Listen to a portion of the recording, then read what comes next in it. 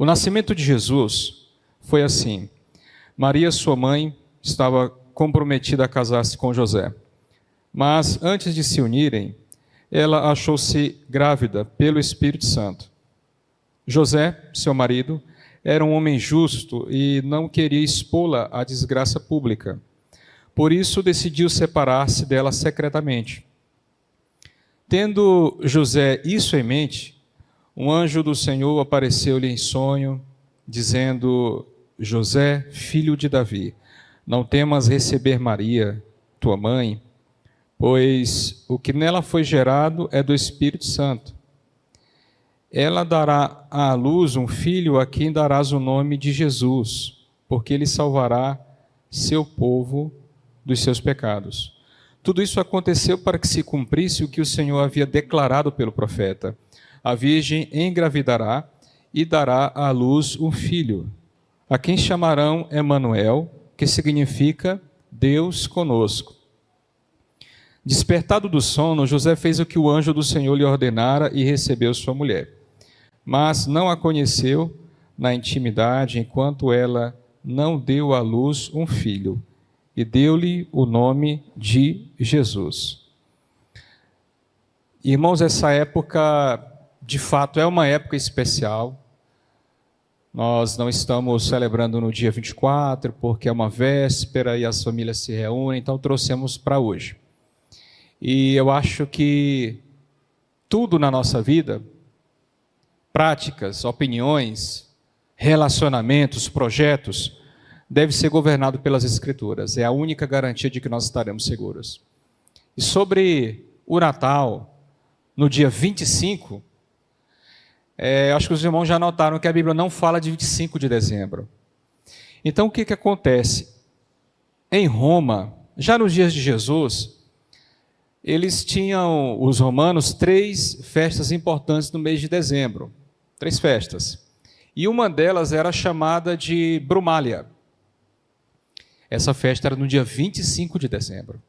Então vejam só como nós chegamos a esta data, a esta comemoração do nascimento de Jesus em 25 de dezembro. Então os romanos tinham 3 festas, uma delas era a Brumália, no dia 25, só que eles celebravam no dia 25 de dezembro o nascimento do Deus Sol.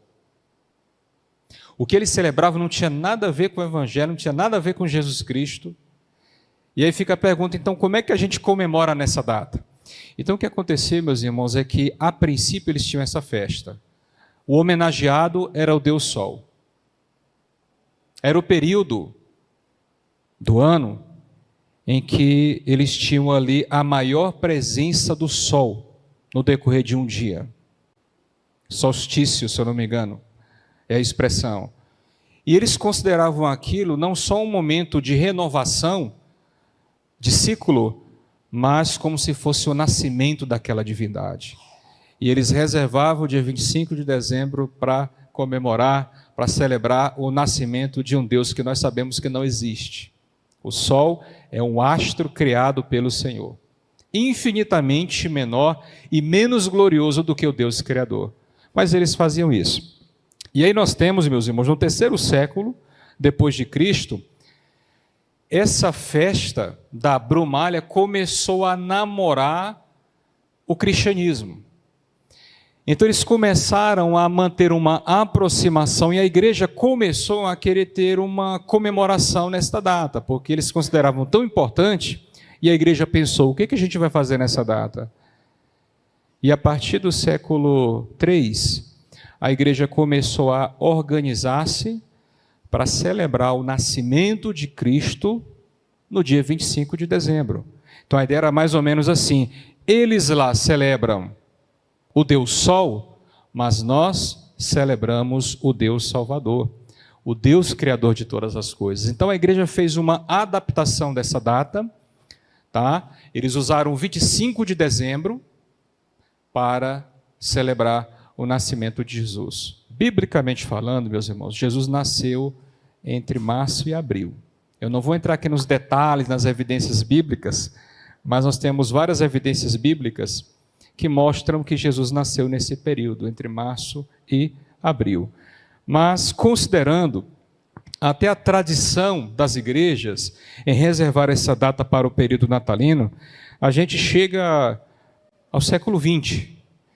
E é no século XX que essa data ela é popularizada de forma universal. Todos os países, praticamente todos, né, eles têm no mês de dezembro esse momento especial, e aí vem as decorações nas cidades, as festas, os presentes. E aqui no Brasil não é diferente, no Ocidente não é diferente.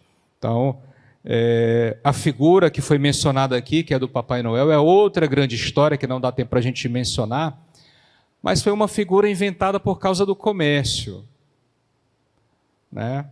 Por causa de business, de negócios. Então, o que eu quero nessa noite é que a gente reflita, meus irmãos, sobre qual o significado que nós temos dado para as nossas celebrações. Pense no teu último Natal. Quem foi o grande anfitrião? Foi Jesus. A última festa em família que você celebrou nessa data. Não nessa do 17, no dia 24 de dezembro. Qual foi o grande foco? Será que não foi a festa em si, a comida, os convidados, os presentes, as brincadeiras?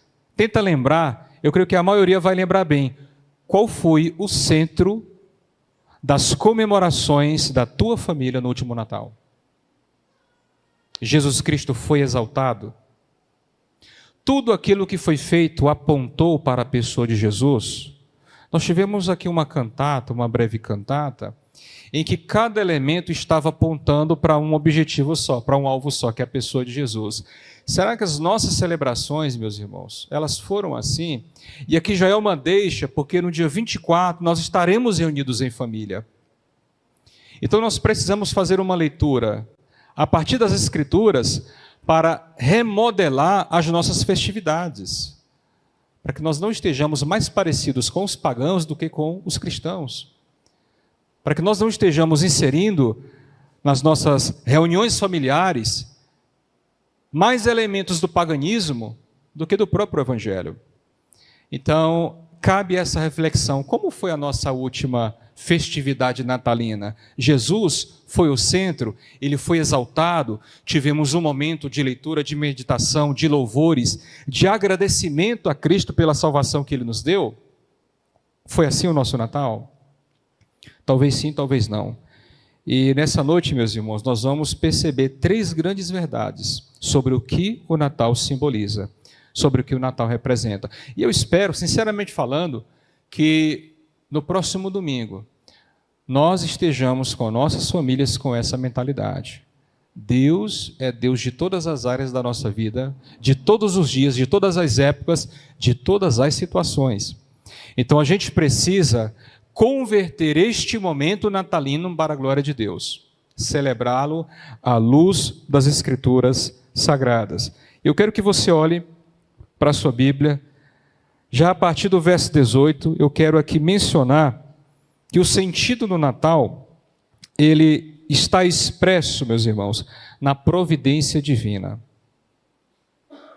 O Natal é um momento em que nós precisamos refletir, exaltar, descansar e confiar na providência divina. O modo como ele usa circunstâncias totalmente difíceis para nós, becos sem saída, momentos de crise, momentos adversos, e ele faz com que todos esses elementos contribuam para o cumprimento do seu plano eterno. É exatamente isso que nós vamos ver nessa narrativa. O evangelista Mateus, ele está escrevendo para judeus. É importante a gente gravar isso. A linguagem dele é para alguém que conhece bem o Antigo Testamento. Tanto é que uma das frases que mais se repete no Evangelho de Mateus é a expressão para que se cumprisse. Então ele está falando para um público que conhece muito o Antigo Testamento, para que se cumprisse aquele texto, aquela profecia, aquela passagem. Então nós temos aqui, meus irmãos, sobre essa providência divina, esse modo soberano de Deus a agir como grande arquiteto e maestro do universo, e fazer com que todas as coisas contribuam para o seu propósito eterno. O texto vai mencionar alguns elementos sobre essa provisão. Por exemplo, a escolha de Maria. O que Maria tinha de especial? Meus irmãos, a própria Maria reconhece que é uma pecadora, ela chama Cristo de meu Redentor, meu Salvador. Ela mesma reconhece a sua semelhança ao restante da raça. Então, por que Maria? Por que José? O que eles tinham de espetacular para serem a família que receberia o Salvador em carne e osso? Qual era o plus dessa família? Meus irmãos, na verdade, a razão não está na família.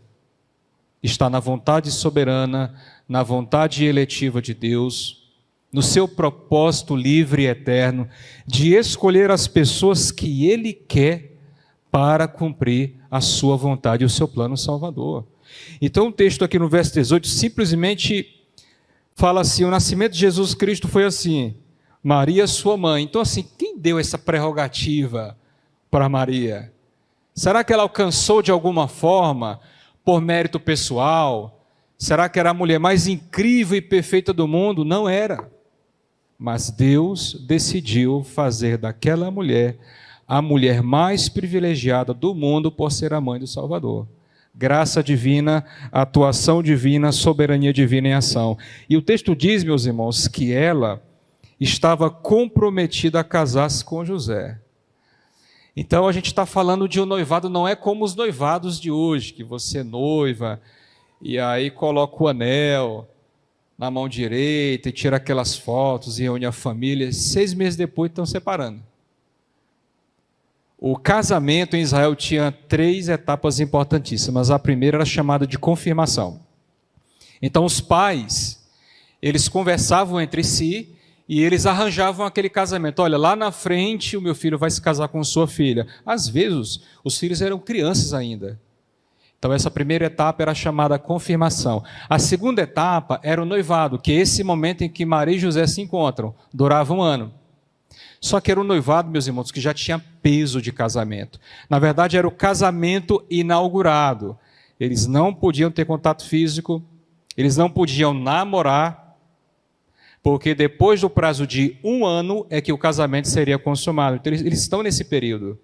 Já é a inauguração do casamento. A coisa era tão forte que se uma mulher, nesse período de noivado, se envolvesse com outra pessoa, ela precisaria de uma carta de divórcio.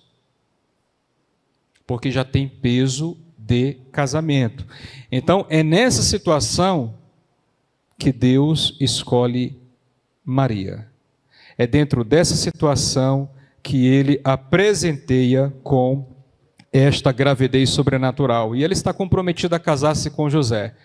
Então, irmãos, vão observando a situação difícil que vai aparecer aqui. E o texto diz, parte final do verso 18, mas antes de se unirem, ela achou-se grávida pelo Espírito Santo. Isso aqui é mais um sinal da providência divina.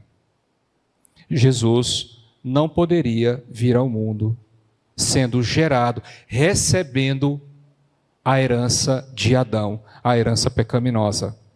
Ele não poderia vir assim. Então o que Deus fez foi usar uma mulher apenas como um vaso, mas o gestar, a geração de Cristo foi realizada pelo poder do Espírito Santo. Não foi José, não foi a carne humana, não foi a herança pecaminosa humana que gerou a Jesus. Foi o poder do Espírito Santo. Isso é provisão divina. Maria não tinha condições de fazer isso. Ela não tinha nem, na verdade, no seu imaginário, essa possibilidade de ela ficar grávida pelo poder do Espírito Santo, sendo uma virgem. Isso não se passava na cabeça dela. Mas vejam só como Deus vai conduzindo todo esse processo para cumprir a sua vontade. Diz o texto, meus irmãos, no verso 19, que José, olha a expressão, não diz assim, ó, José, o seu namorado, ou José, o seu noivo. O que diz aí na sua Bíblia? José, o seu marido. Eles não tinham relacionamento, eles não tinham contato, eles não namoravam, mas a Bíblia diz que ele já era o marido de Maria. E o texto diz assim, ó, era um homem justo e não queria expô-la à desgraça pública. Então, esse detalhe é interessante. Era um homem respeitável, honrado, justo. Mas o que significa ele não querer expor Maria à desgraça pública? Meus irmãos, vejam o tamanho deste problema, que muitas vezes isso não é dito. Maria, neste exato momento, pode ser morta por apedrejamento, nesse exato momento. Ela está comprometida com um israelita, e naquele prazo de 1 ano que ela não poderia violar-se com ninguém, nem com José, ela está grávida. Se José estivesse agindo na base da vingança, do ódio, da fúria, ele teria conduzido Maria publicamente aos sacerdotes na porta da cidade, ela seria morta por apedrejamento. Esta lei se encontra no livro de Deuteronômio. Só, meus irmãos, que a história de Jesus e o Natal em si não depende da nossa habilidade, não depende da nossa sabedoria, depende daquele Deus que age em nós e sobre nós. Então, que situação difícil, mas apesar de tudo, diz o texto, ele decidiu separar-se dela secretamente. Esta palavra, esse verbo aí, separar-se no grego, traz a ideia de divorciar-se. Porque como já era algo oficial esse noivado, e ele olha e fica sabendo que ela está grávida, meus irmãos, na cabeça de José. Olha só a família de Jesus como é que está. Na cabeça de José, a sua esposa, a sua mulher, pecou. Ela engravidou de alguém, ela violou seu compromisso, ela violou sua aliança, e ele, não tenho nenhuma dúvida, profundamente triste, decepcionado, mas ainda assim sendo um homem justo, não quis expô-la publicamente, não quis envergonhá-la, não quis que algo gravíssimo acontecesse com ela. Diz o verso 20, ele tinha em mente separar-se. Verso 20, é o que estava na mente dele, era o seu projeto. Não vou expô-la, não vou recorrer às autoridades judaicas, não vou pedir a sentença, a pena capital sobre ela, não vou difamá-la, não vou expor sua família, mas eu vou embora. Eu vou embora. E aí a gente pensa, como Jesus pode ter nascido nesse ambiente? Vejam o tamanho dessa crise, meus irmãos, está falando de uma separação. O nosso Senhor logo, logo vai nascer e o clima é de separação, é de decepção, é de frustração. E aí o texto diz que mais uma vez por providência divina, ele já tinha enviado o Espírito para gerar a pessoa de Jesus, e agora o texto diz que ele envia um anjo, no meio de um sonho, para acalmar José, para explicar a José do que se tratava aquela situação. Então, meus irmãos, aos olhos humanos, aos olhos de José estava tudo perdido. Não tinha cabimento aquela situação, não tinha futuro, não tinha presente. A solução era abandonar, era esfacelar aquele relacionamento, recomeçar a vida numa outra cidade, mas aí o anjo aparece, um anjo vindo da parte de Deus. E aí o texto diz assim, olha, José, filho de Davi, não temas receber Maria, e aí o texto novamente afirma aquilo que eu disse no início, tua mulher. Não é uma namorada, não é simplesmente uma noiva, ela é tua mulher. Mesmo que vocês ainda não tenham se unido e consumado o casamento, ela é tua mulher. E, irmãos, gravem, todas as vezes que vocês virem o nome de Davi no Novo Testamento, lembrem-se de 2 Samuel 7. Nós não chegamos lá ainda na EBD, mas vamos chegar. Deus fez ali uma promessa extraordinária para Davi, dizendo, Davi, na tua descendência, eu levantarei um grande rei. Um rei dominante. Um reinado que não terá fim. Todos obedecerão a este rei. Ele terá um reino eterno.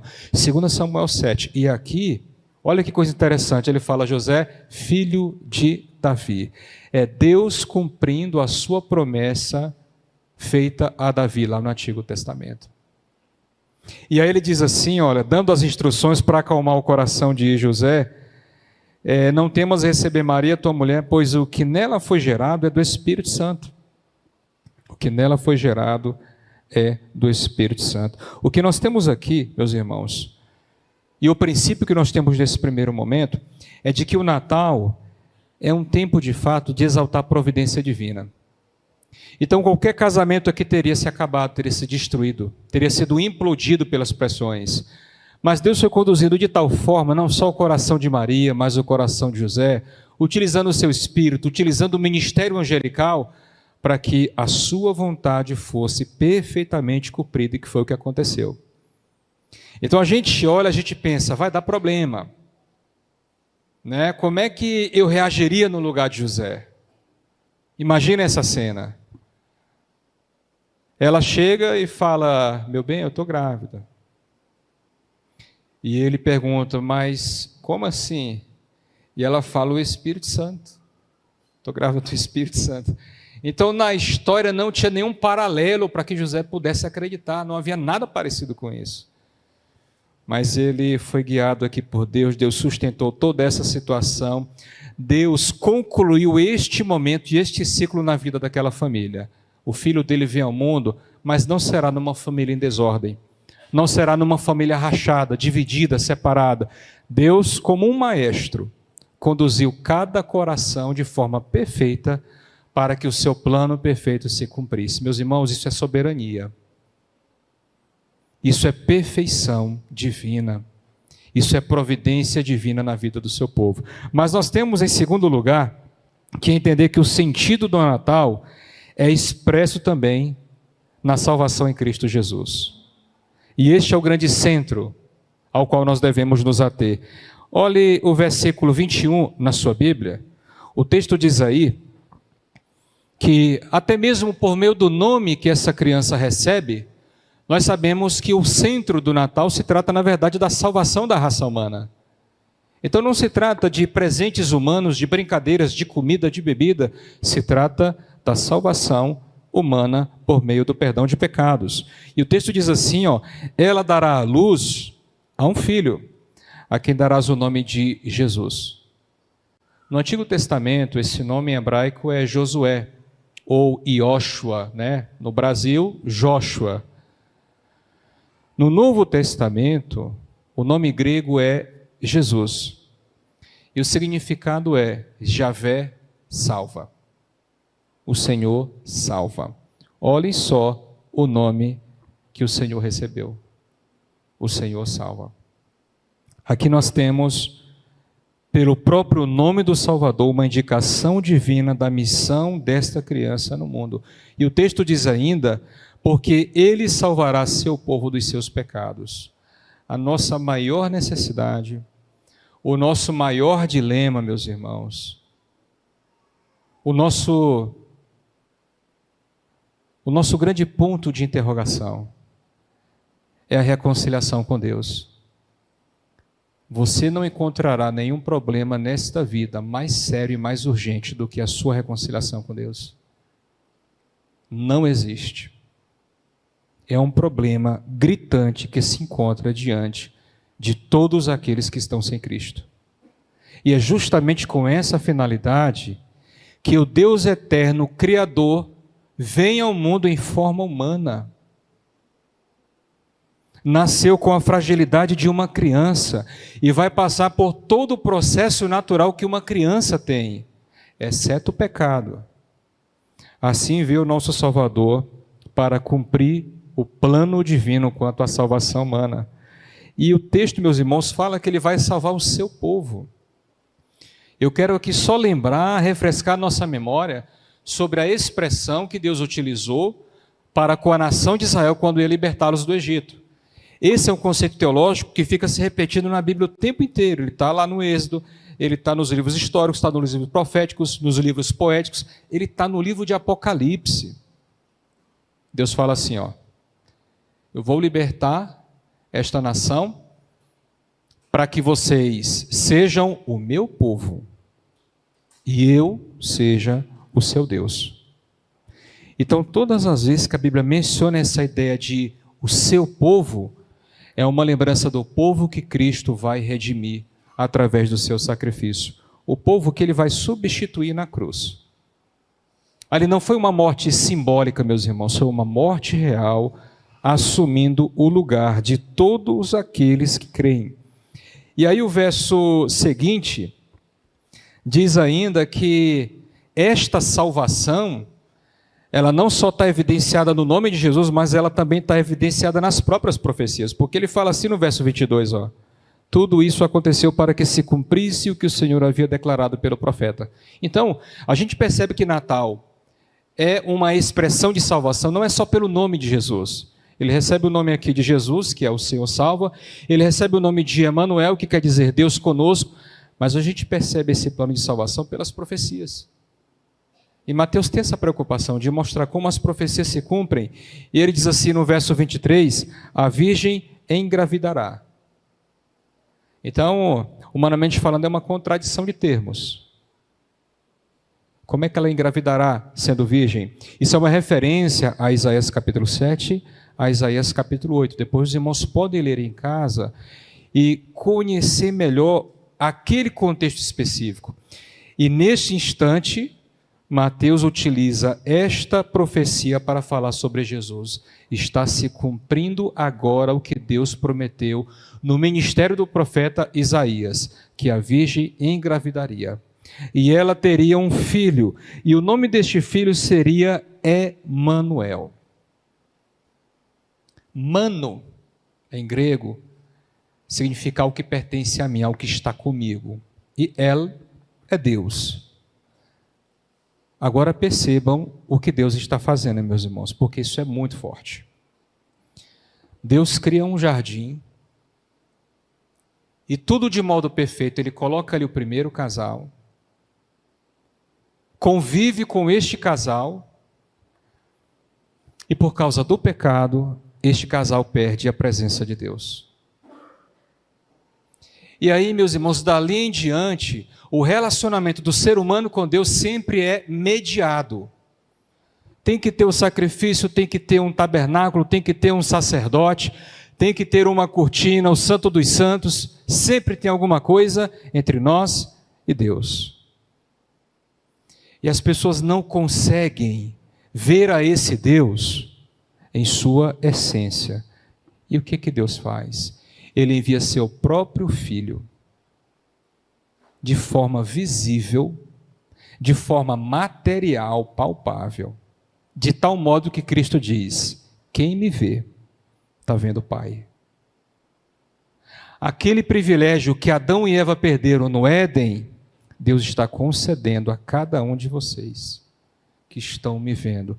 Veja o tamanho do privilégio, meus irmãos. Deus conosco. Essa promessa vai se cumprir em Apocalipse 22. Diz o texto lá, que na Nova Jerusalém, novos céus e nova terra, nos quais habita a justiça e não há pecado, não há lágrima, não há sofrimento, não há adversários contra nós. Ali, meus irmãos, olha o que o texto diz, o próprio Deus descerá dos céus e habitará conosco. O que Jesus disse no final desse evangelho? Não sei se alguém lembra de cabeça, as últimas expressões de Jesus nesse mesmo evangelho, porque aqui ele está falando, olha, esse Emanuel é Deus conosco, diz o evangelista. No último versículo do evangelho de Mateus é dito assim, ó, e eis que eu estou convosco para todo sempre. É o Deus presente. O Natal é a celebração da salvação de Deus, que não é uma hipótese, não é uma promessa futura, é uma realidade presente que já flui no coração de todos aqueles que creem, e apesar da expressão vida eterna nos fazer sempre pensar no futuro, meus irmãos, ela já iniciou. Ela já é real dentro de nós, a vida que nós vivemos hoje é a vida que Cristo nos deu, é a vida eterna. Ele utiliza em João 4 a imagem do Espírito Santo como um rio. É um rio que começa a jorrar no seu coração e jorra para a vida eterna. É uma realidade e é o maior de todos os presentes que não só a nação de Israel do primeiro século poderia receber, mas cada um de nós. E aí o texto diz, citando Isaías 7,8, que a virgem conceberá. Seja pelo nome de Jesus, seja pelo cumprimento da profecia, o Natal é um momento de nós celebrarmos e exultarmos na salvação que nós recebemos. Meus irmãos, presentes, festas, convidados, não podem ser os protagonistas. Que a gente reserve no próximo domingo à noite um momento para agradecer de todo o coração aquilo que Jesus nos deu. Que a gente pare para pensar por alguns minutos sobre o tamanho da dívida que nós tínhamos. E ela foi paga pelo sangue de Jesus. Ninguém mais poderia fazer, ninguém poderia nos substituir, e Ele nos deu isso gratuitamente. Portanto, o Natal é um momento em que nós celebramos a salvação em Cristo Jesus. E em último lugar, meus irmãos, olhe agora, a partir do verso 24, que nós temos aqui também que entender que o Natal é a expressão da obediência do povo de Deus. Porque não é apenas Deus agindo, Deus enviando, Deus cumprindo sua palavra, mas nós temos na cena do nascimento de Jesus, corações obedientes à voz do Senhor. E este espírito de obediência, na verdade, define a essência do espírito natalino. Verso 24, o texto diz, despertado do sono, José fez o que o Senhor lhe ordenara e recebeu sua mulher. Sabe qual é o grande contraste desse texto? É que aquilo que parecia ser a maior decepção da vida de José, sua maior tristeza, a sua maior incerteza, instabilidade, talvez seu desespero, que era a gravidez, após a explicação do anjo, se transformou na maior alegria, na maior honra, na maior razão de José existir. Então, meus irmãos, vejam como Deus faz as coisas. Aquilo que parecia que iria ser a causa de uma explosão, de uma cisão e de muita tristeza, se transformou pela ação divina na maior alegria daquela família. Nenhuma família na terra foi mais privilegiada que a família de José e Maria. A melhor forma de reagir a isso é obedecendo. É baixando nossas cabeças, reconhecendo nossas fragilidades, nossas negligências, remodelando a nossa postura diante da palavra, renovando nossa fidelidade diante do Senhor. Irmãos, logo após despertar do sono, o texto diz, ele fez o que o anjo do Senhor lhe ordenara. Não foi um pedido, foi uma ordem. E ele não questionou, ele não foi conversar com ninguém, ele simplesmente levantou-se para fazer o que o anjo ordenou. O Natal nos instrui quanto à necessidade de obediência. E o texto diz ainda, meus irmãos, que ele não conheceu Maria na intimidade enquanto ela não deu à luz. Isso aqui o anjo não pediu. O anjo não pediu isso aqui. Mas os irmãos percebem o zelo dele, o cuidado dele. Nossa, a minha família é a família que recebeu a honra da vinda do Messias ao mundo. A honra do cumprimento de Gênesis 3,15, de Gênesis 12, Gênesis 49,10, do grande profeta que Deus falou a Moisés, do grande rei que ele mencionou a Davi, da nova aliança que ele mencionou para Jeremias, do texto lido pela irmã Jane. Um menino vos nasceu, e ele é príncipe, ele é Deus, ele é conselheiro. Então, essa família que recebe essa honra. E José, por uma questão de ser um homem justo, prudente, íntegro, ele evita relacionar-se com sua mulher na intimidade por causa da importância e da grandeza do momento que eles estão vivendo. Em reverência, em honra ao Salvador que está vindo ao mundo. Diz aí no texto, meus irmãos, são mais sinais de obediência que ele deu o nome de Jesus. Essa foi a instrução do anjo. Então, primeiro ele retorna e recebe sua mulher. Segundo, ele evita relacionar-se com ela, porque ele mantém-se em total reverência, respeito e santidade para com o nascimento do Salvador. E em terceiro, ele coloca o nome que foi lhe dado, o nome que ele recebeu por orientação. E a gente entende aqui, meus irmãos, que o Natal é o momento de nós renovarmos a nossa obediência. Então é para a gente refletir sobre nós também. Em que medida Deus está feliz com a vida que a gente leva? Em que medida a gente não tem talvez transformado nossa religiosidade em descarte? Sabe? Eu apenas vou ao templo, eu apenas ando com a Bíblia. Alguns nem andam mais. Eu apenas canto, mas o que Deus realmente quer é um coração submisso, um coração obediente, que olha para o Salvador com o mesmo temor de José, com o mesmo respeito, com a mesma reverência, e faz exatamente aquilo que Deus lhe pede, aquilo que Deus lhe ordena, melhor dizendo. Eu quero, meus irmãos, concluir com algumas observações, algumas aplicações para as nossas vidas. Esse é um texto direcionado aos ouvintes do primeiro século. O que ele diz para nós hoje? Em primeiro lugar, o Natal nos convida a refletir e a descansar na providência de Deus, meus irmãos, porque a gente está vivendo dias instáveis.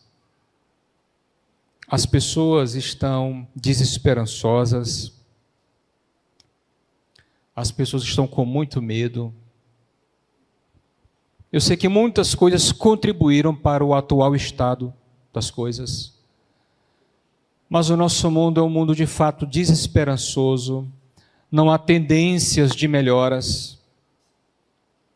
As pessoas a cada ano que passam se tornam mais distantes, mais desinteressadas umas em relação às outras. Por isso nós estamos definhando emocionalmente. Isso é só falta do outro.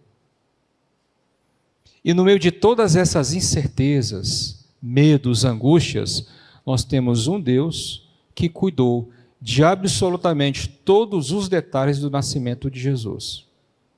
É o mesmo Deus que nós servimos hoje. O recado das Escrituras é que este Deus cuidará de cada detalhe das nossas vidas hoje. Cada um deles. Ah, pastor, mas eu estou numa situação difícil. A de José também era, ele estava separando da mulher dele. Não, mas a minha situação ela é perigosa. A de Maria também era, ela estava correndo o risco de ser apedrejada. Então, qual é a nossa desculpa? Para não descansar, para não nos rendermos à soberania de Deus, à sua providência, de saber que por mais que para a gente, irmão, seja estranho a vida que a gente está tendo, sabe, é um problema de saúde, é um problema familiar, é um problema financeiro, por mais que seja estranho, Deus está presente, utilizando essa estranheza para cumprir o seu plano perfeito. Esse plano não vai falhar. Nenhum jamais falhou. Ele não vai falhar. Então nós temos irmãos aqui, com vários tipos de dilemas. Jovens, adolescentes. Nenhum dilema seu está fora da atuação soberana e providente do Senhor. O Natal traz esse recado para você e para mim. Descanse, confie. O maior de todos os presentes você já recebeu. Quando você estiver arrumando sua casa, a sua já começou lá em casa. E aí você vai receber pessoas domingo, vai receber família. Quando você estiver arrumando tudo, ou ver alguém arrumando tudo, lembre-se do Deus perfeitamente cuidadoso, que cuida de cada detalhe das nossas vidas. Lembre-se disso. Da provisão divina.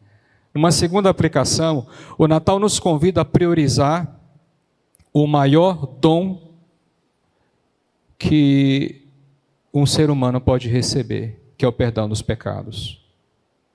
A gente deveria, meus irmãos, todos os dias, dar um suspiro de alívio. do inferno do qual Cristo nos livrou. Do juízo final e da condenação da qual Cristo nos livrou. Eu sei que a gente está lutando para se livrar de muita coisa, de muitos problemas, mas nós devemos olhar no período natalino para o maior de todos os presentes que nós já recebemos, o perdão da nossa dívida. E aí também eu te convido, quando você vê no domingo as embalagens, os presentes, os enfeites, lembre-se, o maior de todos os presentes eu recebi. Ninguém nessa festa, nesse período natalino, vai me dar algo maior do que o que já recebi em Cristo Jesus. Ninguém. Nem agora e nem no futuro. Então não perca sua paz, seu ânimo, por causa de presentes menores da vida. O maior de todos você já recebeu. O Espírito natalino nos chama a refletir sobre a salvação. E a última aplicação, o Natal nos convida a uma humilde submissão diante do Senhor, pois a obediência é o verdadeiro espírito do Natal. Obedecer é colocar a mão na cabeça, na consciência. Senhor, eu preciso melhorar.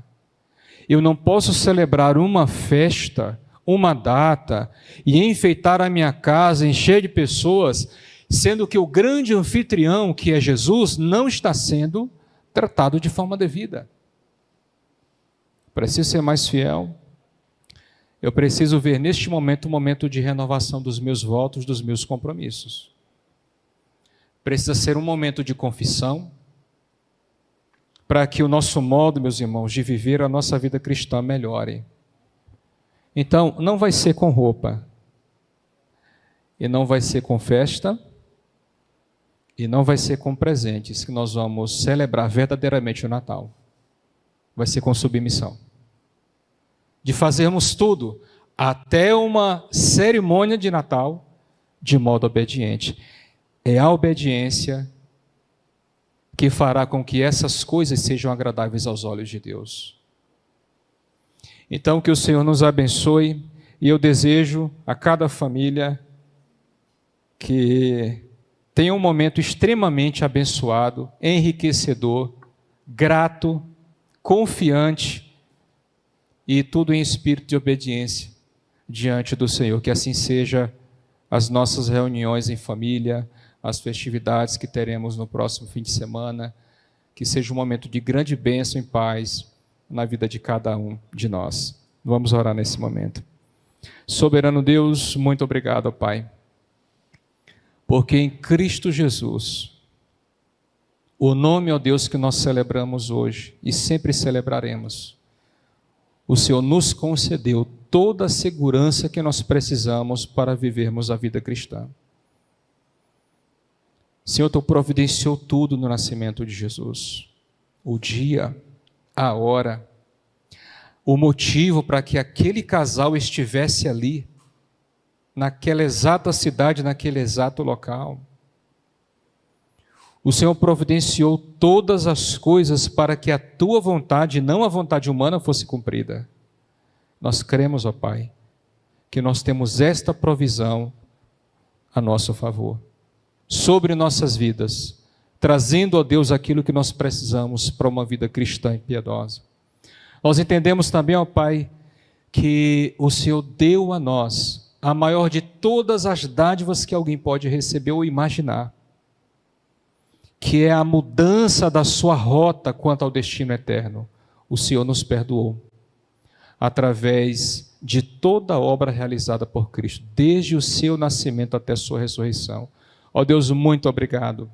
Nós vamos, ó Deus, te agradecer muito mais, seja hoje, seja nas nossas reuniões em família, ó Deus, no próximo domingo. Nós queremos continuar exaltando, porque Cristo é o grande nome das nossas festividades, ó Pai. E nós exaltamos a Ti pelo dom da salvação. E agradecemos também, ó Deus, pela oportunidade que nós temos de reagir em obediência a tudo que o Senhor tem nos dado, porque assim José reagiu, sendo submisso, tendo uma vida e uma postura de temor, acatando, ó Deus, exatamente as ordens que o Senhor enviou por meio daquele anjo. Que tenhamos um coração, ó Deus, dócil quanto à tua vontade. Que não resistamos, ó Deus, à tua palavra, às orientações, aos princípios que ela traz a cada um de nós. Que celebremos este Natal com corações obedientes e submissos à tua soberana vontade. Assim oramos, ó Deus, no nome santo de Jesus. Amém.